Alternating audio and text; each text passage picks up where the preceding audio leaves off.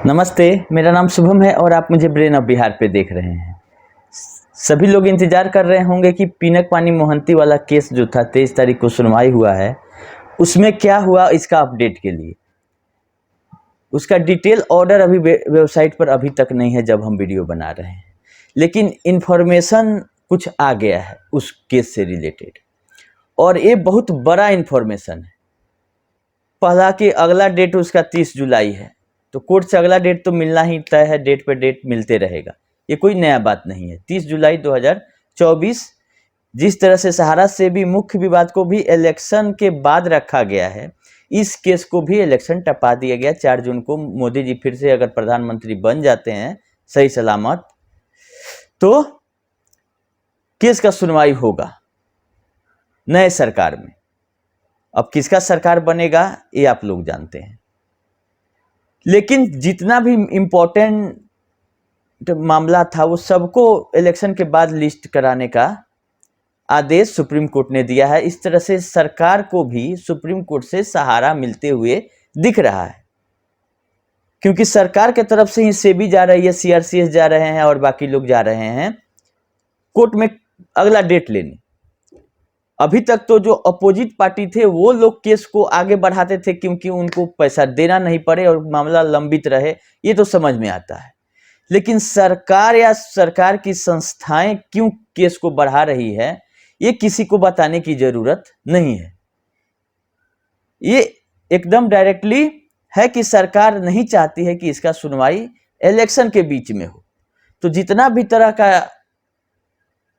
हथकंडा है उसको अपना रही है सरकार की। इलेक्शन के बाद फैसला है, चाहे वो सहारा के पक्ष में आए विपक्ष में आए, इसको खतरा है दोनों से कि पक्ष में भी आ जाएगा तो पब्लिक का पैसा क्या कैसे मिलेगा ये बताइए। अगर सहारा पे कार्रवाई भी हो जाता है तो जो सहारा से इसको बेनिफिट या वोट मिलने वाला है सहारा के थ्रू, वो रुक जाएगा। इसीलिए दोनों पक्ष कोई उम्मीद में रखना चाह रही है सरकार कि सब लोग हमारे ऊपर भरोसा करके रखिए, हम पेमेंट करवाएंगे, लेकिन इसका फैसला नहीं आने दिया जा रहा। क्योंकि जिस हिसाब से 23 अप्रैल को लिस्ट हुआ था मामला, ट्रिपल जजेज बेंच स्पेशली सहारा के लिए बनाया गया था माननीय रजिस्ट्रार के द्वारा सुप्रीम कोर्ट, और लगातार 2 दिन बनाया गया था 23 और 24 अप्रैल, और स्पेशली 1 नंबर 2 नंबर पे सहारा का ही मामला था कि इसमें फैसला आना है। कि एक दिन अगर डिले भी होता है तो 24 को भी सेम बेंच बना दिया गया था, क्योंकि इतना प्रेशर था एडवोकेट लोगों का, जो कि और भी मामले उसमें टैग हैं उन लोगों का। तो कोर्ट पे ये उंगली उठ रही थी कि लिस्ट कराने में क्या दिक्कत है, लिस्टिंग तो सही हुआ, लेकिन डिलीट कराने के लिए 1 दिन पहले ही चले जाते हैं सेबी के एडवोकेट। उनको इस डिलीशन से क्या फायदा हुआ ये पब्लिकली उनको बताना चाहिए। अगर सरकार के प्रेशर में नहीं हुआ है तो सेबी को एक स्टेटमेंट जारी करना चाहिए कि हमने इस मामले को क्यों टाला। या अगर रजिस्ट्रार ने लिस्ट करा दिया था फाइनल हियरिंग के लिए, तो क्या रजिस्ट्रार को नहीं पता था कि चीफ जस्टिस महोदय के ऑर्डर के बाद एक केस लिस्ट होगा? ये सब भरमाने वाले हथकंडा है जो कि कोर्ट के द्वारा अपनाया गया है। और ये जो लोग उस केस में है, चाहे वो सुनवाई के पक्ष में हो या विपक्ष में हो, समझते हैं कि सबसे ज्यादा मूर्ख पब्लिक है। तो पब्लिक अब मूर्ख रहा नहीं, पहले था, जबकि सहारा जैसे जैसे कही वैसे वैसे करते रहा और आज आके फंस गया। लेकिन आज मूर्ख नहीं है, आज सब लोग जागरूक हो गए हैं और सब लोग तक सारी इंफॉर्मेशन सही सही पहुंच रहा है, चाहे वो नेशनल मीडिया से पहुंचे नहीं पहुंचे, यूट्यूब के माध्यम से बहुत लोग पहुंचा रहे हैं। तो लोग जान गए हैं कि क्यों ये डिलीट हुआ। इसको सफाई देने की इसमें कोई जरूरत नहीं है, सरकार ने इसको इलेक्शन के बाद रखा है, सीधा बात है। अब रहा एक बहाना कि उसमें बहाना क्या लगाया जाए, तो कोर्ट ने ये नहीं लिखा है कि चीफ जस्टिस सुनवाई करेंगे। इस भ्रम में आप लोग नहीं रहिएगा। कभी भी सहारा के मामले में ये नहीं बोला गया है कि चीफ जस्टिस ऑफ इंडिया सुनवाई करेंगे, क्योंकि जब 2022 में ही लिस्ट हुआ था मामला, तभी चीफ जस्टिस ऑफ इंडिया का परमिशन लेके, और ये बात बोला गया था कि 2014 में ही जो मेन मामला है, तभी बोला गया था कि इसका इंपॉर्टेंस देखते हुए इस मामले को ऑनरेबल जो चीफ जस्टिस है उनके आदेश से 3 जजेज बेंच में ही सुना जाना है। इसीलिए इसका कैटेगरी आप देखिएगा साइट पर तो 3 जजेज बेंच है। सहारा से भी मुख्य विवाद का, कि जब भी लिस्ट होगा, सुनवाई होगा, तो 3 जजों की पीठ सुनवाई करेगी। इसमें कोई कंफ्यूजन नहीं है।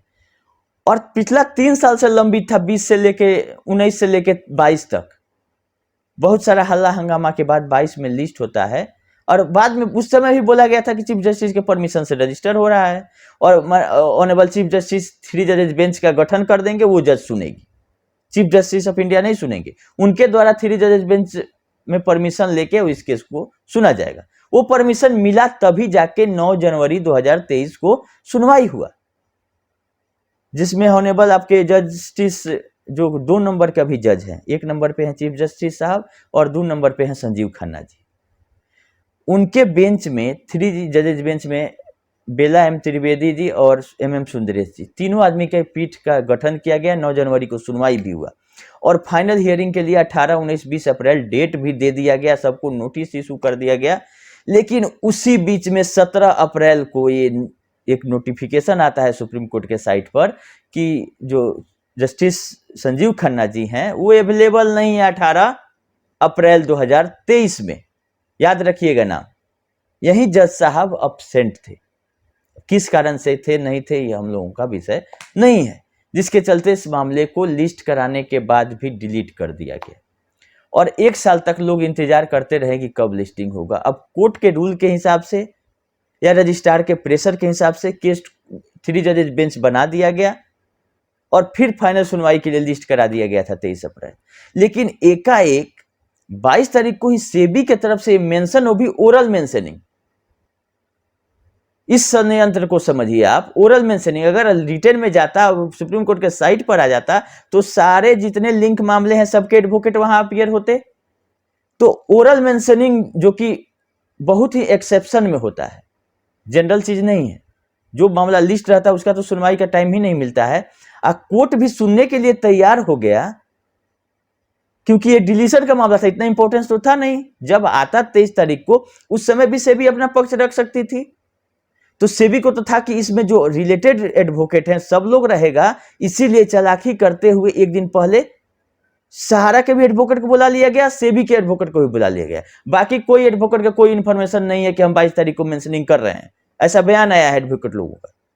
सच्चाई यही है कि 4 एडवोकेट सेबी की तरफ से अपीयर हुए हैं और 4 एडवोकेट सहारा के। जब आपको ओरल मेंशनिंग कराया गया तो विपक्ष के एडवोकेट कैसे कोर्ट में पहुंच गए?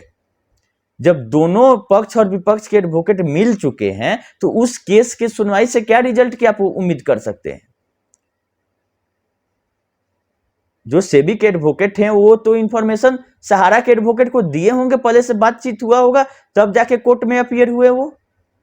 नहीं तो जैसे और एडवोकेट लोगों को पता नहीं चला, उनको भी पता नहीं चलता कि क्या होने वाला है।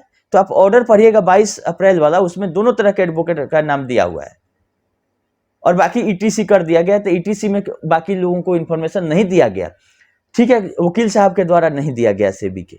लेकिन कोर्ट ने भी जरूरी नहीं समझा कि कल आइए आप सब लोगों के सामने ही डेट एक्सटेंड करेंगे। कोर्ट ने भी ये आदेश दिया एक तरह से कि चीफ जस्टिस के ऑर्डर के बाद ये मामला लिस्ट होगा 2, 3, 4 और 5 सितंबर को। तो सितंबर में मामला लेके चला गया और उसमें एक डाल दिया गया क्लू कि subject to order of honourable chief justice of India, subject to डाला गया है। ये नहीं है कि वो सुनवाई करेंगे, तो वो कभी मना तो नहीं किए। और ये प्रक्रिया 2022 में हो चुकी है, चीफ जस्टिस का परमिशन लेने के बाद ही 3 जजेज बेंच बना था। तो फिर आज पूछने की क्या जरूरत है कि कौन सुनवाई करेगा? सेम उसी तीनों जज के सामने ये केस लिस्ट हुआ था 23 तारीख को।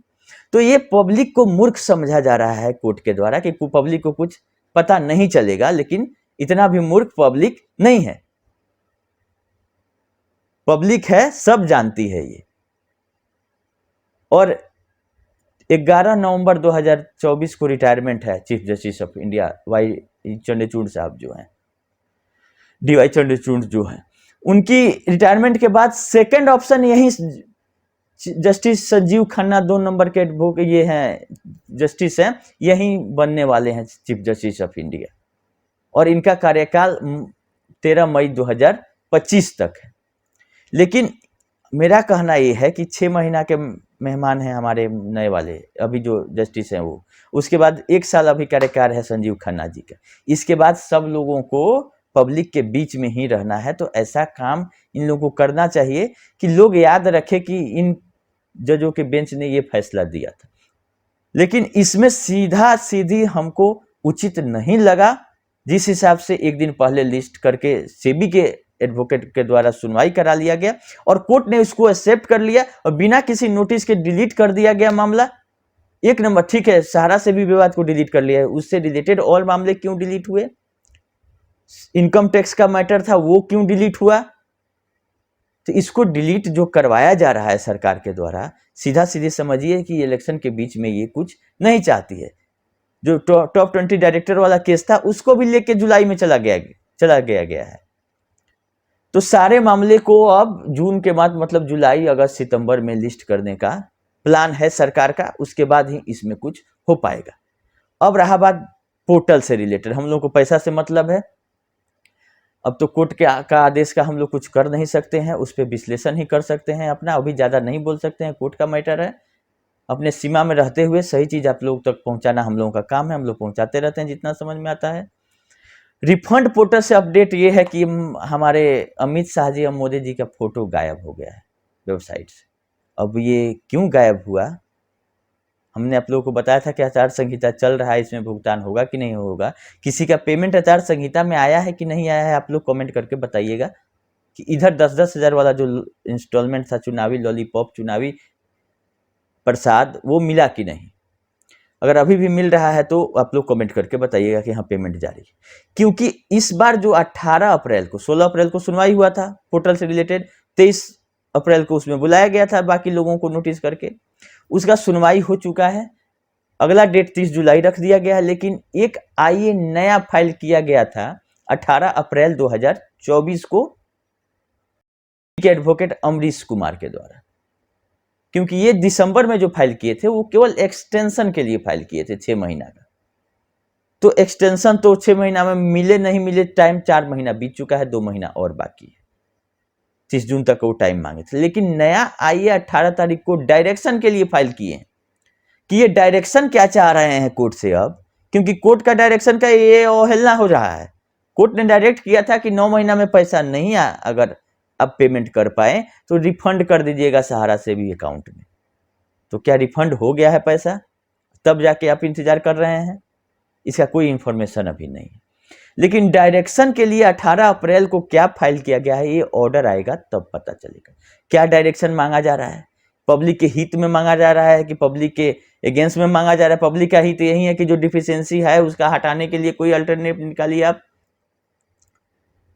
लोग आईटीआर नहीं दे पा रहे हैं, नाम थोड़ा बहुत मिसमैच है, 10,000 आप क्यों दे रहे हैं, ब्याज का क्या कीजिएगा? इस सब पे डायरेक्शन आपको लेने की जरूरत है माननीय सुप्रीम कोर्ट से। लेकिन किस डायरेक्शन के लिए ये आईए फाइल किया गया है अभी तक नहीं पता चला है। हम लोगों को ऑर्डर आने तक का इंतजार करना चाहिए कि 1-2 दिन में ऑर्डर आ जाना चाहिए। तो इसको सुनवाई हो चुकी है और अलाउ भी कर दिया है कोर्ट ने। जो रिक्वेस्ट मांगा गया था आईए नंबर 93,239 है, जो 22 तारीख को सुनवाई जो हुआ है 23 तारीख को, उस आईए को अलाउड लिख दिया गया कि मतलब जो रिक्वेस्ट सरकार के द्वारा किया गया था उसको अलाउ कर दिया गया है कोर्ट के द्वारा कि हाँ ठीक है, जैसा आप कहें वैसा हम आप पे मेहरबान हैं, जैसा आप सरकार ने आईए लगाया कोर्ट ने वैसा अप्रूव कर दिया। लेकिन ये पब्लिक के हित में कितना है नहीं है, ये ऑर्डर आने के बाद पता चलेगा कि क्या नया फरमान जारी करती है सीआरसीएस। फिलहाल मोदी जी शाह जी का पोर्टल से फोटो हट जाने पर उदास लग रहा है पोर्टल, नहीं हटना चाहिए। ये लोग जो अपना जय हो कर रहे थे कि हम बट दिलवा रहे हैं, हमारा पैसा है, तो पैसा तो इन लोगों का पब्लिक का पैसा है, पब्लिक को मिल रहा है। लेकिन ये वाहवाही लेने में सरकार है कि हम दिलवा रहे हैं। और आचार संहिता में भी फोटो बहुत दिन चला है, जिसका हमने पहले ही बताया था कि ऐसा नहीं होना चाहिए। तो फोटो तो हट गया है लेकिन रिफंड पोर्टल अभी चालू है। ये बहुत पहले ही फोटो हट जाना चाहिए, फोटो लगना ही नहीं चाहिए जब सीआरसीएस दिलवा रही है। हाँ, इस डर से भी हट गया होगा कहीं कि बाकी लोग का पैसा नहीं दिलवा पाएंगे तो हम ही लोग का बेइज्जती होगा। ये निगेटिव चीज है कि फोटो हटा लो भाई, लग रहा है कि नहीं भुगतान हो पाएगा तो फोटो हटाओ। लेकिन सबके बावजूद अब न्याय को पकड़ना है हम लोगों को। न्याय इधर उधर, इस कोर्ट से उस कोर्ट, उस कोर्ट से इस कोर्ट भाग रहा है। जैसे गरई मछली हम लोग पकड़ते हैं ना, ऐसे पकड़ते हैं भाग जाता है, वैसे ही न्याय इधर उधर फिसल रहा है, कभी इस कोर्ट में, कभी उस कोर्ट में, कभी चीफ जस्टिस के कोर्ट में। अब हम लोगों को उसको पकड़ना है और हाथ में मिट्टी उट्टी लगा के तब पकड़ना पड़ेगा, नहीं तो न्याय फिसल रहा है हाथ से। क्योंकि न्यायिक व्यवस्था हमारे देश की है, रहना उसी में है, तो अभी फिसल रहा है। इसको पकड़ने के लिए क्या हम लोग उपाय कर सकते हैं, इस पे आप लोग भी सोचिए, हम लोग भी सोचते हैं कुछ इसमें करने की जरूरत है। हम उम्मीद यही करते हैं कि हमारे जो चीफ जस्टिस हैं अभी, उन तक मामला कैसे भी पहुंचे, ताकि इलेक्शन के बीच में ही इसका सुनवाई हो। हम लोग ये चाह रहे हैं, जो भी होना हो इलेक्शन के बाद हम लोग तो होना ही, हो जाना ही है, न्याय तो मिलेगा ही, लेकिन देरी से मिलेगा। और इसमें 10 साल हो गया है लोगों को इंतजार करते हुए। तो हम लोग ये चाह रहे हैं कि इलेक्शन के बीच में ही ऑर्डर आए, और अगर चीफ जस्टिस के संज्ञान में मामला जाएगा तो कहीं ना कहीं बीच में भी लिस्टेड हो सकता है, इसलिए घबराने की कोई जरूरत नहीं है। अभी इंतजार करेंगे हम लोग पिनक पानी वाले ऑर्डर का कि क्या उसमें डायरेक्शन मांगी है सरकार। जैसा अपडेट रहेगा फिर हम आप लोग को करते रहेंगे। अभी के लिए इतना ही, धन्यवाद।